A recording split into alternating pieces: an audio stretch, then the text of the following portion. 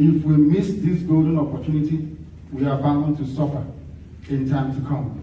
I have not come, of course, we love all of you. I like the fact that you're doing very well, all of you in America. But there is one more thing that you must do. You must come out to support what we are doing. We need guns and we need bullets. I know we love life so much. That's why we name the human being a mad. That's why we don't kill. To kill somebody is very difficult for us. So to ask the gathering of people, please, that we need guns and bullets and weapons will be very, very difficult for you to digest. But without it, our side will overrun us. They have succeeded in planting a torture in Imo State. One big, massive problem we have. The same thing that happened to do in Akwa Ibom. If they succeed in triangulating, because in life everything is in triangle, if they get away, if they take Uyo, if they take Igbo, then we are finished as a people. Completely gone as a race. You will come back home, you don't know the way to your father's compound, because they are coming. Boko Haram is everywhere in Biafra land. They will overrun us in a matter of minutes. And the world will not talk about it, because mankind is afraid of Biafra. They believe that Biafra, after Biafra comes, the world will come to an end. Ask any white man, they will tell you. They believe that Biafra is the last miracle. Once it comes, life will come to an end as we know it. But we know that they are wrong. We know that this very promise that was made to us a long time ago, only if we go back to the Most High, we will realize our potential must be seen in our lifetime. We have the potential in this room to do it, only if we can rise up to that very challenge. That is why the same way that Israel stood against every God is how Biafra is going to stand, not just as a pinnacle to the survivability of the people who are downtrodden, people who we have pressed down for very long, but as a willing testimony to the kindness and the goodness of the Most High. I thank you all very much for listening, and I do hope in time to come that you bring yourself to appreciate what we are from. Thank you very much. Maybe I didn't understand. What exactly is the objective of your movement, number one? You made mention of the 22nd of this month. Yes. What will happen? I didn't get to hear exactly what he is to get made the 22nd of this month. And then the third one is that, did you make mention of you will need arms and stuff? I didn't get that. So I really need to understand these three things. You know? Please, thank you. Let me start from the last one, please. Following from what the person our brother asked. On Sunday the 30th of August, our people came out of commission to evangelize, to preach to others about the need for us to get Biafra. And on the orders of Buhari, they were shot dead. And you will know that P2B in 2005, 2006 ordered the army to do something at the same place in London, when members of the Nassau were shot to pieces, because they felt that you can kill them. Igbo people don't care, which is a matter of fact. We don't care about each other, that is the truth.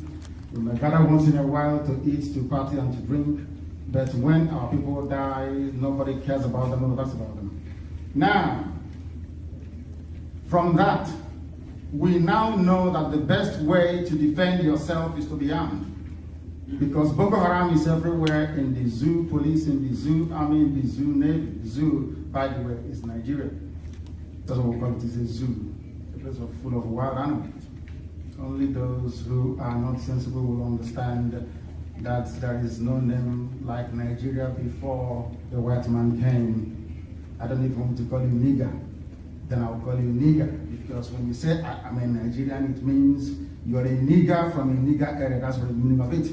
Niger is English word for nigger. In Latin, it is nigger. In France, it is called Niger. It means the same thing. And I can't be a nigger. I come from Biafra, a place that's older than Britain. That's number one. So we need guns and we need bullets. And those of you in America will give it to us. Very, very important. And also, on the 22nd of this month, something will happen. It's called the blood moon. Most of you don't know that in 1967, before the war started, there was a blood moon as well. Are you aware of that? It comes once in a while. There was blood moon in 67. There will be blood moon this year, because after this year, we are going to be free no matter what happens. Because if we don't get Biafra, everybody will have to die. As simple as that. And we're not joking. I came from back home for this convention. I stay in Biafra land. I don't stay in London anymore. I stay in Biafra land. I don't want people to underestimate what we are fighting and the type of adversaries that we're facing. Very, very pitiful. The Igbo Congress was set up to ensure that all these senseless extrajudicial killings of our people should stop. Is that not correct? Is that not correct? Is it continuing or not? They are still killing us. They are deporting us from Lagos, burning our shops all over the place. Our people being rendered useless and homeless. No appointment from Buhari. The oil and gas comes from our land. But after a while, I sensed more or less, well, this is what you have to do. If you don't do it, then what comes after it? My question to you now is that, have you ever thought about the effects of what we're trying to incite? And number two, you know the society where we're in. Where do we go from there? I understand we have concern. Is it possible for the concern to be addressed objectively? We can always reach wherever we want to go. I'm sorry, your name, please. Thank you very much. As long as you're a Biafran, you have my love and you have my respect. I will honor you anytime, any day. If you stand in front of me and say you're a Nigerian, you have something else coming. I will never respect you because it means you're not sensible. Simple as that. About the implications, we are dead already. They say he that is down this fear no fall. If you want to live in humiliation, fine for the person. As for me, death is better than living in humiliation. Thank you. My name is Chief Sergeant and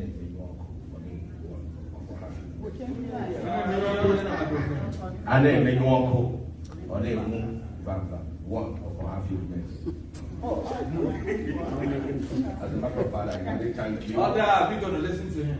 I really thank you for showing up, because if not because we have a limited time, I have like one questions to ask you. Then I'm going to ask you questions. Someone had just mentioned about people who died as a result of this cause. What kind of benefit? And you answered it. A lot of us are here and you wanted us to give you the support. And you mentioned guns, you mentioned arms and ammunition.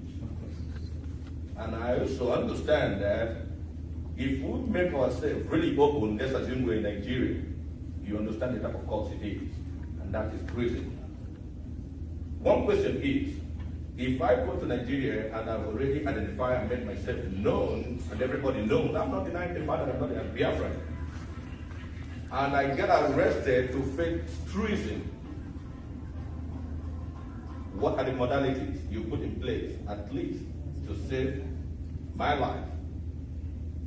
What kind of security do you have on ground? Secondly, you talk about being recognized by 88 countries. And at the same time, you wanted us to support you with guns and arms and ammunition. I have seen a whole lot of wars, both in media and somewhere else. When people are fighting or when people are getting ready to fight, they have some international backings. What kind of international backing do you have? What kind of international backing do you have for you as a person at Biafra to achieve this goal? Or do we just have only the recognition without the backing? Thank you. Thank you very much. On your very first question, what happens if you go home to agitate? What I can say to you is that you can never ever be arrested. Never. Because what you're fighting for, what we are fighting for, is a universally recognized way of setting people free. I'm sure that some of you here are very conversant with the declarations on the rights of indigenous people. Is that correct? That allows us to go and fight for Biafra. That's exactly what we are doing, of which the zoo called Nigeria is a signatory to it via the AU. So that solves that problem. Secondly, in terms of the war supporting us, it doesn't matter if you give us the guns we need or not. We are going to fight anyway. Because Hausa won't let go. They need your oil, they need your gas. They are Alamaji. They don't do anything. They don't do anything in their lives. It's only to depend on oil and gas. So it is either you live as a slave or you fight to be free. The choice is yours. We've chosen to fight to be free than to live as slaves. I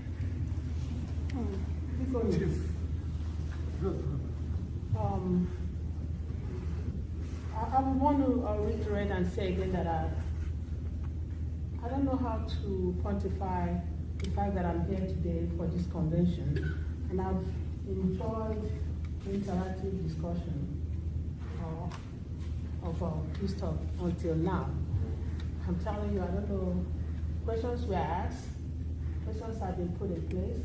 In fact, the last question was asked by my brother over there, and I saw majority of people saying, well, you cannot tell us how he's going to integrate 70 people if this is going to be in place. So I'm saying, I don't understand. You have given a mandate, you have given a date, and you say it's do or die. So I don't know. You're not gonna die. Because I know too that America would have not been like this today if Martin Luther did not stand his ground and go to war and fight for, peace. And that's why people like me is here today to enjoy. But I want to ask you all that, how can we, at this interim time, go into this, I don't know. It's like he's talking like I naga war. My heart is just like, so what is going on? Please. Yes. Okay. The fact of the matter is that we have to speak the truth. It may not sound very palatable, but as our brother, Dr. George Verisi, he spoke earlier about truthfulness and honesty. Because let me again thank you for the effort you are making on behalf of all of us Igbos and Thank you very much. Biafrans. But I have a question to ask, because after a while, we're going to start thinking. I don't want Nnamdi to accept the fact that a change in name will make us different. Name was sick. As we stand here today, there are at least 7 states that are predominantly Igbos. And in the context of Nigeria, none of them have reported to us that they never received a federal allocation.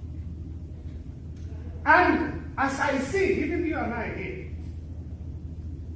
we have not agitated in the state we come from to make things better for our people. And we are going to the federal. Tip O'Neill, when he was Speaker of the House in the United States, said all politics are what? Local. You see, when we say Igbo states, Igbo people are doing extraordinarily well, and they will even do better if they stay on their own. I'm not saying that. What I'm saying is about that if we separate, we become great. Let us use the latest country created by the United Nations called the South Sudan. At the inception of this very small country, which is very large, it was all about the excitement. But now people are what? The issue is not whether we answer Biafra or Nigeria. The issue is what are we doing for ourselves and them.